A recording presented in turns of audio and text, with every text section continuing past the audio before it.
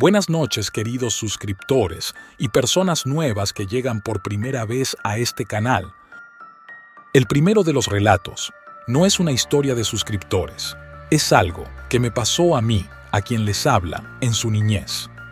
Comencemos sin más dilaciones.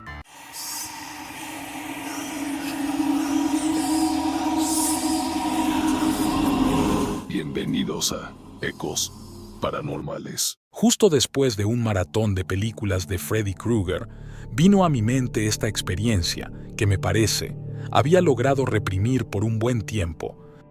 Pero al fin me animé a relatarles mi historia, que solo conoce gente muy cercana. Allí les va. Mi nombre es Andrea y desde que tengo uso de razón he amado el género del terror. En los 90 no habían tantas restricciones en lo que los niños veían en la televisión. Así que mientras mi mamá hacía sus quehaceres, yo me entretenía con la TV. Recuerdo en más de una ocasión ver películas de todo tipo, pero mis favoritas son las de terror. Por alguna razón, mis amiguitas de la escuela también hablaban de ese tipo de cosas paranormales que a mí tanto me gustaba, como que nos juntamos todas las loquitas.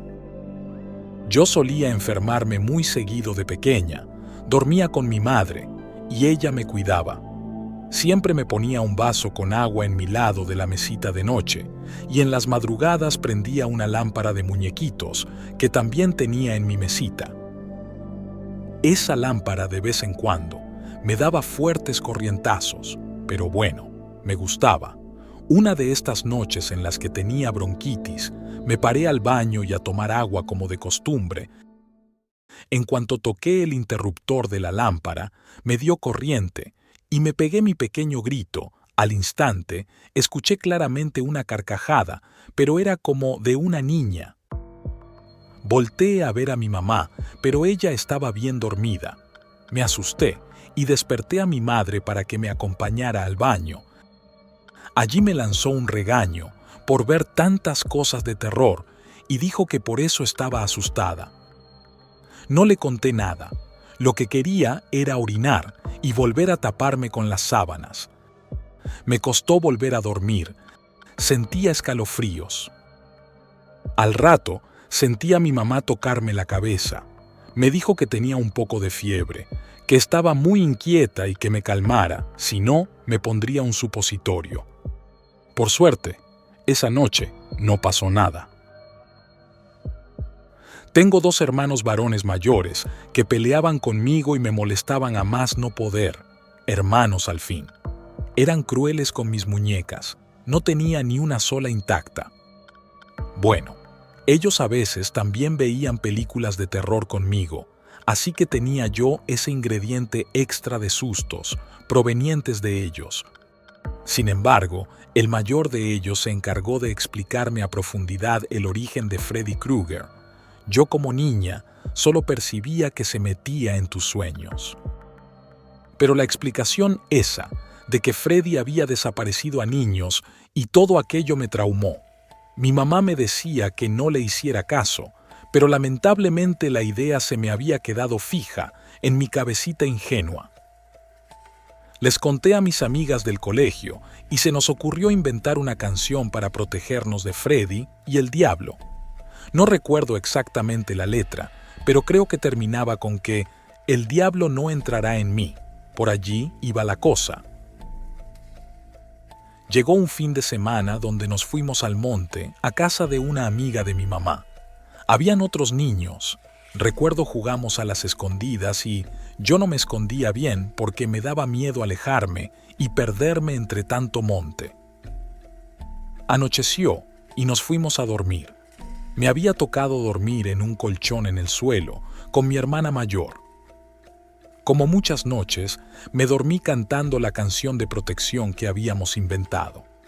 Esa madrugada me despertaron, y lo crean o no, porque entiendo es difícil de creer, justo debajo de la cama donde dormía mi mamá, apareció una especie de diablo rojo que me llamaba. Me pedía que me fuera con él. Era grande, tenía cuernos blancos con negros y estaba rodeado de fuego. Recuerdo el calor, lo cálido que se sentía. Aunque claramente parece el típico diablo de cuentos, esto no lo es. Yo estaba despierta, volteé a ver a mi hermana que estaba dormida y vi a los demás en sus camas, y cuando volví otra vez la mirada hacia abajo de la cama, él aún estaba allí. Me seguía llamando. Le dije que no quería ir con él. Se rió y desapareció. Ahora bien, sé que lo que viví fue real. Yo aún no estaba bautizada. Recién me bautizaron de grande. Lo que tengo claro es que creo haberlo llamado yo misma, con todo mi miedo de niña y mis canciones. Soy fiel creyente que, cuando somos niños, percibimos cosas que dejamos de ver cuando crecemos. Es importante que a esa edad nuestra mente permanezca alejada de estas ideas cercanas al horror. Por mi parte, sigo siendo fanática del terror y siempre lo seré. Después de todo, supe desde muy pequeña que este mundo está repleto de fenómenos paranormales, solo que no es igual para todos. Mi mejor amiga. Nuestra amistad siempre estuvo llena de momentos geniales. Teníamos apenas 8 años cuando empezamos a jugar juntos en el vecindario. A partir de allí, nos volvimos inseparables. Sin embargo, hubo algo que jamás vi venir, algo que no pertenecía a este mundo, y que, finalmente, se la llevaría de mi lado. Soy Pedro, oriundo de un pequeño pueblo en el límite de Barranquilla. Mi amiga se llama Sofía. Ambos éramos de clase media. Nuestras familias eran bastante religiosas y solíamos ir juntos a misa cada domingo. Jugábamos en ambas casas. A veces yo me quedaba a dormir en su casa y otras, ella en la mía. Hasta que fuimos creciendo y ya nuestros padres no confiaban en que como adolescentes durmiéramos juntos. Sin embargo, sí confieso que una vez nos besamos, pero nunca pasó de allí. El sentimiento era de amistad. Sofía y yo éramos parte de un grupo grande de amigos. Cuando éramos pequeños, el vecindario estaba muy poco poblado. Habían muchos edificios en construcción y cuando se iban los obreros, lográbamos meternos en esos departamentos sin terminar. Allí jugábamos, ignorantes del peligro, pero en esa época los padres estaban más confiados en ese aspecto. No recuerdo nunca alguna supervisión de su parte. También jugábamos en medio de los tantos terrenos baldíos que para nosotros eran como una jungla. Usualmente, nos reuníamos a eso de las 6 de la tarde, en uno de estos terrenos que tenía el medio aplanado por nosotros mismos, de tanto jugar allí. Éramos como 10 adolescentes reunidos en un círculo hablando de todo un poco, hasta que cuando asomaba la primera señal de que empezaba a oscurecer, comenzábamos a contar historias de terror. Nada muy fuerte porque habían un par de pequeños. Una de esas tardes, Sofía pidió la palabra. Me pareció extraño que no me fuera contado antes. Dijo que últimamente, cuando iba a misa, se sentía rara, como inquieta, como cuando estás en un lugar donde no quieres estar. Sentía miedo estando en la iglesia, aun cuando estaba en la casa de Dios. Nos comentó que cuando llegaba de misa, sentía la necesidad de bañarse. También que había estado soñando cosas feas. Se veía a ella misma en su cama y escuchaba que algo decía su nombre. Después de que todos nos íbamos a casa esa tarde, intenté hablar con ella, pero se adelantó tanto que no pude alcanzarla. La noté distante a partir de allí. Llamaba a su casa y su mamá siempre me decía que no estaba, pero obviamente me la negaba, porque allí estaba. Un domingo de misa como cualquiera, le pedí permiso a mi mamá para sentarme con Sofía, accedió y fui a buscar a Sophie, pero no parecía tan feliz de tenerme allí. La misa transcurría normal hasta que, en el momento del cura consagrar el vino y la hostia, Sofía empezó a reírse a carcajadas. La vi a los ojos, pero no estaban como de costumbre. Estaba ida, pero seguía riéndose. Su mamá la sacó de allí, y aunque quise seguirla, mi madre me detuvo. Desde allí, todo empeoró.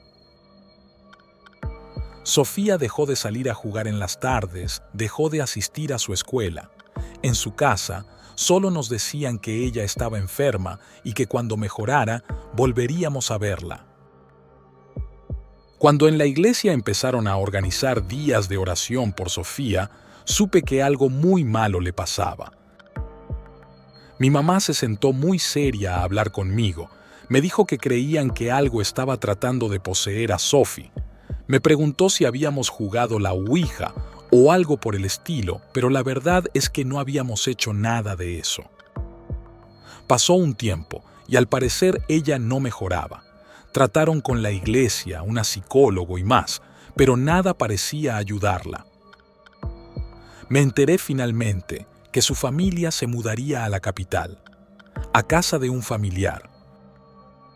Fui a despedirme y le reclamé a su mamá. Me sentía mal porque nunca me dejó acercarme a ella, aún sabiendo cuán buenos amigos éramos.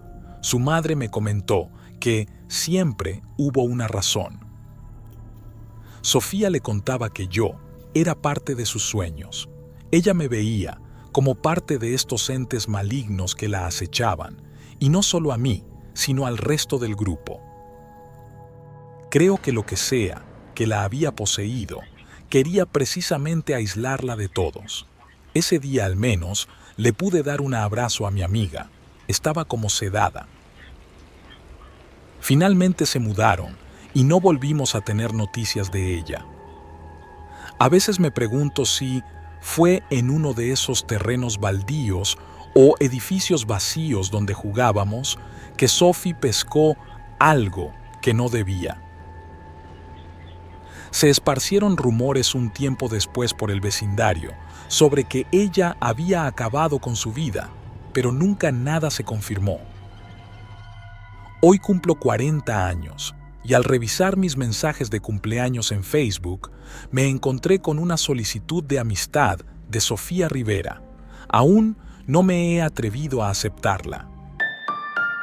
Si llegaste hasta este punto, déjanos un comentario acerca de qué te parecieron estos relatos.